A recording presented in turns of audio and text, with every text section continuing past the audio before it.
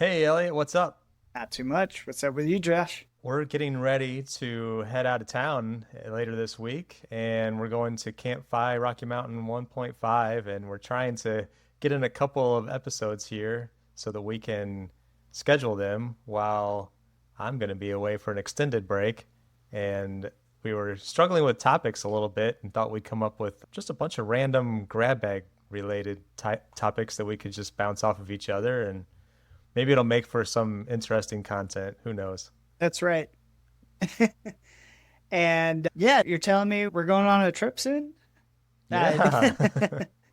it was almost news to my boss today. She told me to schedule a meeting for early next week, and I said, no, So are you off all of the week, the entire week? to work on Friday. Oh, I okay. saved an extra day, but I'll be working from home, so could be worse. Yeah, I guess that's not too bad. These midweek campfires are something that's interesting, and I guess relatively new, at least within the last couple of years. I haven't been to one. I've only been to the weekend camps, so this is kind of cool for those of us that don't have to worry about the day job. Yeah, no, I'm excited for it as well because, especially, I guess it doesn't make a whole lot of difference in the grand scheme of things right now. My kids aren't in summer camps, and Dawn doesn't have specific events going on right at this exact moment. So every day that ends in Y is pretty much the same around our household at the moment. But Yeah. looking forward to it all the same. Yeah, same here. And I am extending the trip by a little over a week after camp. So I'm gonna slowly make my way up to Montana, and I'm driving the whole way. So I'm actually leaving on the 4th of July. I reserved a room in Goodland, Kansas, I was going to say, which what is what God's part of Kansas are you going to end up in? I'm about as far west as I can get in Kansas, which is that's still a pretty long drive from us here in St. Louis. I think it's about 10 hours or so, just drive time. So I'll stop a couple of times, obviously, along the way. And maybe I'll get out there just in time for nightfall. And who knows, maybe there'll be some fireworks going off in the distance or something. Yeah, by the time I hit Kansas, I'm just like, okay, or near the end of Kansas, I'm like, all right, it's just time to keep on going. We're going to forge forward into Colorado, but I get it when you're already doing 10 hours of driving. I considered that, considered making the extra 2 to 3 hours or whatever it would be. But since we have a hotel together the night after, I was like, yeah, I'll just go ahead and stay somewhere that's just a couple hours from whether I was going to pick you up from the airport or we were going to meet somewhere and connect near Golden where we're going to meet up with some other folks. Yeah, looking forward to it. And then, yeah, I don't know if I mentioned it, but I'll be visiting my son in Montana. So I think it's like another 12-hour drive from Colorado Springs up to near Glacier National Park. But I'm going to break that up into several days, and it'll be interesting. This will be the longest road trip that I have ever taken. It'll be the longest time I've been away by myself, the longest time that Lori and I have been away from each other. So a lot of firsts that are coming up over the next couple of weeks for me. Wow. Yeah, that is a lot of firsts. So I'm sure the whole audience wants to know, what vehicle are you taking on this grand adventure? Of course, I'm taking my little 2012 Chevy Colorado, and I've spent the last, like, parts of the last 3 days just doing some maintenance to it, making sure that it's roadworthy ready. And I did a couple of just minor repairs, like my one of my headlight assemblies was, I guess it had the seal had cracked or something, so it was letting moisture in and getting all foggy. So I put in some new headlight assemblies and just changed the fluids and did all the things, changed the spark plugs, just gave it a tune up, making sure that it's ready and not going to let me down in the middle of Wyoming somewhere.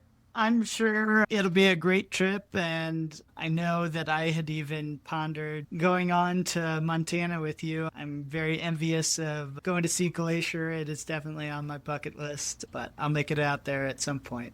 But I'm sure it'll be a great time to see your son and have a good little trip. Yeah, maybe we can take this trip together next year, depending on That's the right. timing. Yes, indeed. I was going to mention to you that I just finished reading this book, Retire by 30 by Cody Berman. He's been making the rounds here the last month or so, promoting the book on the podcast. So he's been on, I know, Choose FI, and he was also on Mile High Fi recently. But I remember hearing about Cody years ago, and I hadn't really had much. He hasn't been on my radar in the last several years, but kind of an interesting story how he kind of got introduced to the concept of financial independence when he was really young, like 19 or 20, and he just took a hold of it, and I think attended his first Camp FI when he was like 22 or 23, and just went all in on all the things. And he actually finished college and I think only worked for like 7 months, and realized that working full time for a corporate gig wasn't for him. And he just jumped into side hustles, and I think did something like 30 different side hustles on a variety of different things, and eventually reached financial independence by the time he was 25, which is just unreal. And the way he measured it was he had some rental properties, and his living expenses were low enough at the time that the what he called cash flow fi was that his rental properties were paying for his cost of living. And that was an interesting concept that I kind of took away from that. I don't think I've ever heard it defined that way. He breaks it out. The book is really good. And I retired by 30. Obviously, I'm well past that age, but the intent of it is just for anyone. That's the hook, and it's for anyone to really be able to maybe spend 10 years or so pursuing financial independence. And if you pull the right levers, it's achievable. But it does a really good job of going through some of the simple topics, but also then going a little bit deeper on some of them as well, which I was surprised about. I had bought it because I was going to share it with my daughter, and hopefully maybe she would glean some of the concepts from it. And then I also wanted to read it so that we could talk about it, so she and I could talk about some of those things. Haven't given it to her yet, but that's the next step. Nice. Yeah, no, I actually took one of Cody's courses on creating various printables in Canva. So that's actually how I learned Canva at one point in time. But I know that's one of his various side hustles that he partakes in. So yeah, certainly somebody that takes action and obviously benefited himself financially very well, very quickly. Yeah, I mean, I think Yeah. it's something, a story that's not uncommon is the math of FI is really not too hard. Is start and you've got a decent savings rate. And in just a decade or so, you'll be there without too much work. He shares that his story is certainly repeatable, but you don't have to go as aggressively as he did. But I thought it was interesting, his final chapter is called Life in Retirement, and it goes into what you and I have talked about in various conversations over different episodes here, where he talks about his ideal day, and he lists out in time buckets like how he spends his time. So starting out the day at 7 a.m. and concluding at 10 p.m., but he has things like going to the gym, taking walks, having his morning smoothie, Spanish. He spends a couple hours working on some type of business related interest or project before he has lunch, and then has an afternoon walk, which I thought was kind of cool. And then more of the project work or business stuff in the early afternoon, and then another workout, which he's a pretty fit guy. And he's like, you just look at this stuff and you can tell it's like his number one priority is, or one of his top priorities at least, is fitness. And then he and his wife have dinner together and then spend time in the evenings together, that kind of thing. But it's really not too much different than my life now. And it's not anything extraordinary, but it's like exactly how he wants to live his life. And I think it's really interesting. He's certainly, I think he mentioned on the Choose FI podcast that his net worth is like 5 million now, but he's still continuing to explore projects and various business ventures, and some of the things that he started are still continuing strong. Other things he's sunset and over the years. But man, to be at that stage at 30 years old is pretty remarkable. Yeah, no doubt. To just be able to continue to kind of have that hunger, but at the same time, he is doing things, I think, at the speed that's right for him, right? Is clearly, like you're saying, the things that ring true out of just hearing about his perfect day that are most important to him. Obviously, fitness is a huge component.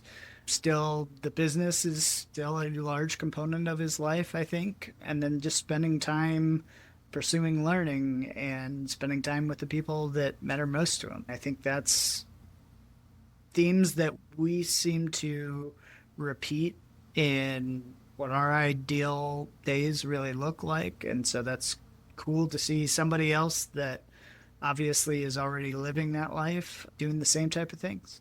I thought it was really interesting too that just hearing the story of his mom introduced him to the world of financial independence. And I think it was through, I think he had mentioned the 4-Hour Work Week was something that she had given him that book. And then there was something else. It was another book. But I was like, wow, to have a kid that's that hungry and all in, and that they take that, all 4 of my kids, I've been leading by example. I have all these books laying around the house. I wouldn't say I'm an avid reader, but I definitely have made reading a part of my life. All these 5 books and early retirement books that I have, and not a one of them has been like, oh yeah, I want to do this and taking hold of it. Everybody's different, but it's Lexi's kind of getting there where has some interest in it. But yeah, to be at that stage that early in life is just, it's amazing. We don't see too much of that. And that is a perfect segue into one of the books that I just finished. I just read Nick Maggiulli's The Wealth Ladder. And part of and I don't remember who gave me the original recommendation, but it was definitely one of the 5 podcasters talked about his books. But the concept was that there's different rungs on a ladder of kind of your net worth progression. And so I think rung 1 was less than 10,000, and then maybe the next one was up to 20,000, and then it was something akin to level 3 was up to 1 million, and then it was 1 million to 10 million, and so on and so forth, right? And really the major takeaways were that strategies that you employ in each of the different rungs of your life and your quote-unquote wealth ladder aren't necessarily the strategies that you're going to employ at a different part. What you did to get you here isn't how you're going to necessarily progress moving forward. And so, like, the example that you just talked about with Cody is, yeah, so he falls in that same, say, net worth ladder that probably you and I fall into, is that net worth ladder of between 1 and 10 million. But the strategy that got us to that level is not the strategy that's going to get you to that next level, which I think the next level was 10 to 100 million.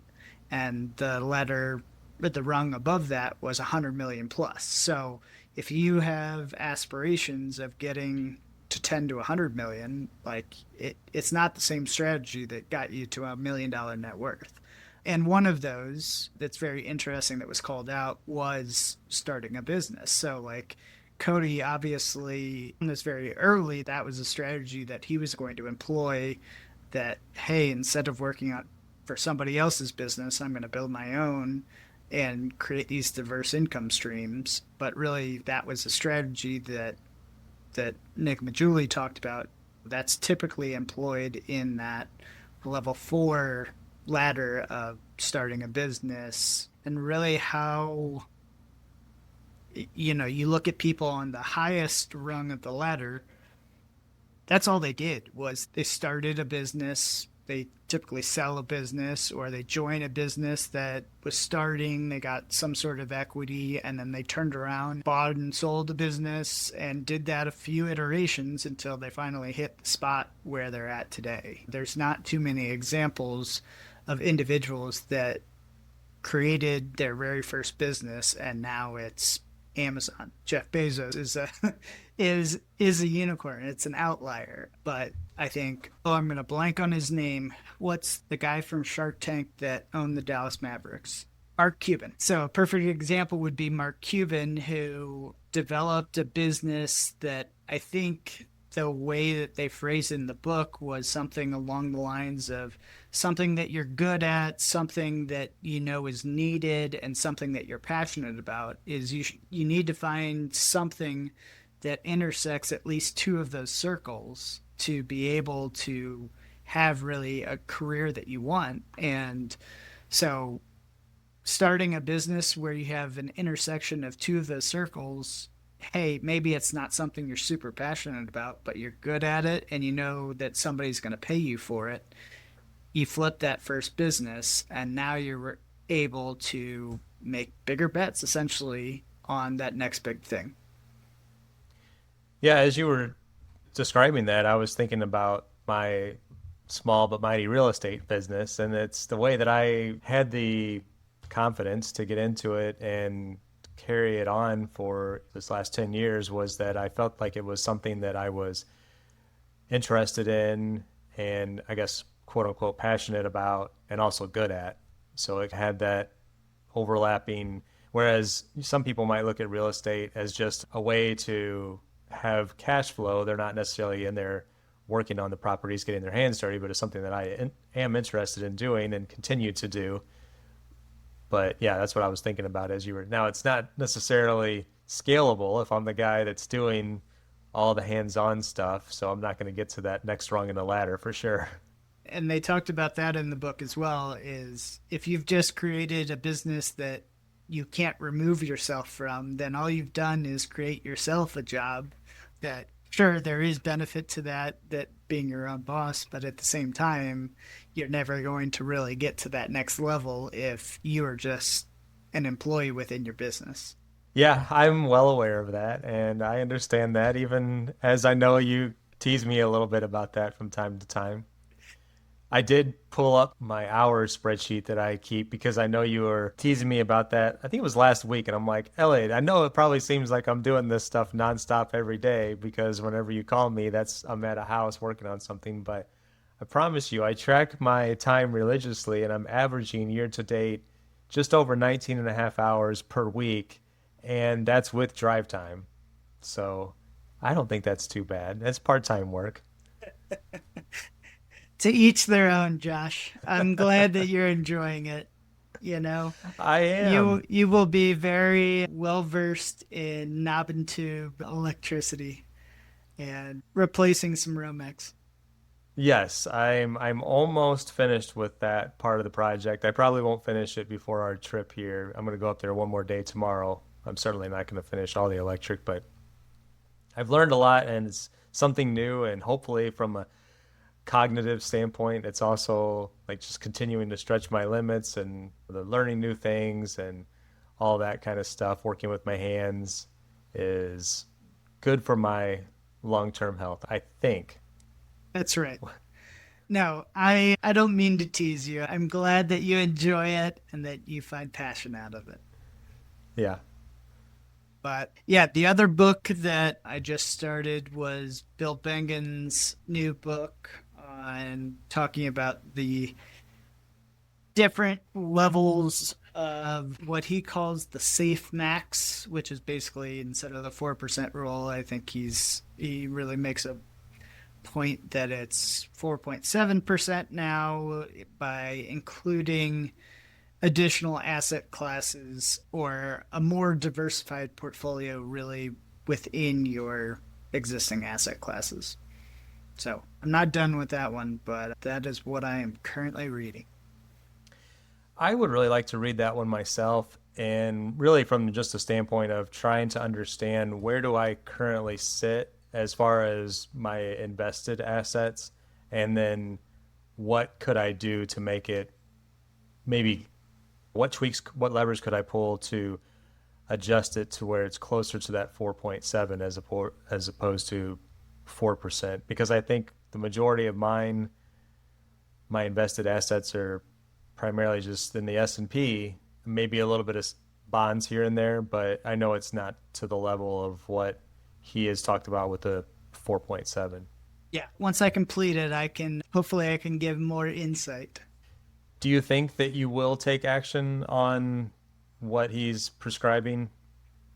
It's a good question. I think with, of course, outside or additional gains becomes more complexity, and I have found that I tend to like simplicity. But because I think the number of different investment options he takes it up to is 7 different investment options, which is very different than my, for lack of a better term, one right now.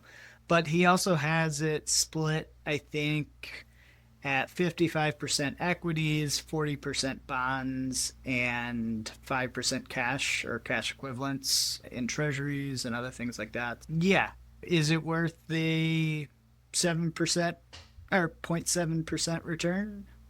I don't know. We'll see. I do the simple path to wealth. Yeah. Yeah, I hear you. I think just knowing that there are other variables out there, it's good to understand how those all kind of fit together, because I know even Frank Vasquez talks about, what is it, the golden ratio, golden butterfly, all those different funds that he has. And he has a piece of it that is gold, which early on I really dismissed. I was like, why would you hold gold? And I know it's not actual physical gold, but I'm going to have a hard time explaining it, but I know that it's just adjusting the ratios of what you have so that if that gold were to spike during periods of market decline, then you can roll that back in and have the ability to just make those adjustments throughout the year, or maybe it's just one time per year, so that ultimately your overall withdrawal is, I think in his case, closer to 5% than the 4%.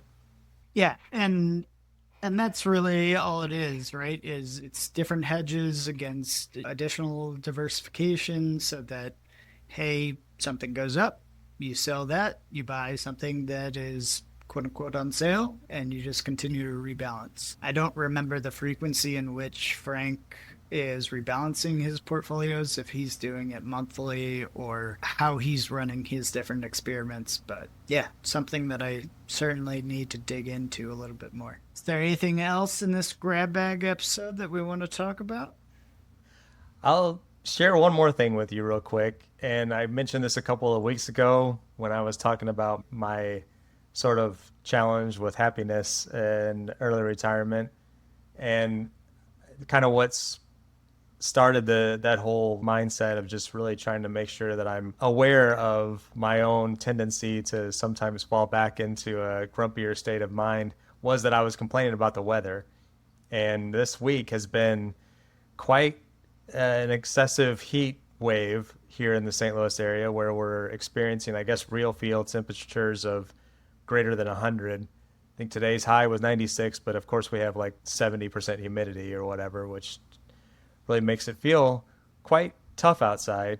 But I've taken to heart the things that I've said, and I'm like, I'm just going to persevere, and I've been trying to continue to listen to self-help stuff, and I'm just going to keep a positive mindset and take advantage of this weather. So I've spent that time, like I mentioned at the beginning, working on my truck. I had to, even though I have an AC in my garage, I had to pull it in halfway, so I wasn't able to close the garage door. So no AC. I just had to suck it up. And I've taken a few walks. I've still continued to walk in the morning. And yesterday I actually took one at like 2 o'clock in the afternoon at a park where it was mostly shaded. Saw lots of other people out and about. So I know I'm not the only crazy person that's outside doing something active when it's 100 degrees.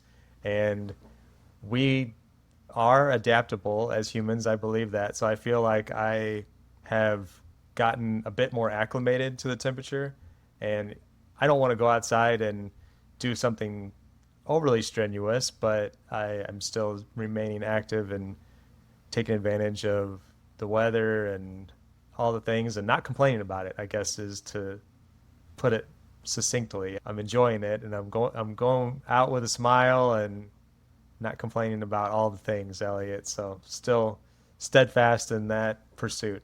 I'll have to join you in this pursuit. Is put a smile on our face, and we'll be two non-grumpy old men.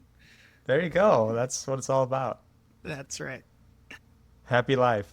Happy life. That's all I had. Anything else? Yeah. I think that's a good spot. Until next time. Yep. See you later, Elliot. See you, Josh.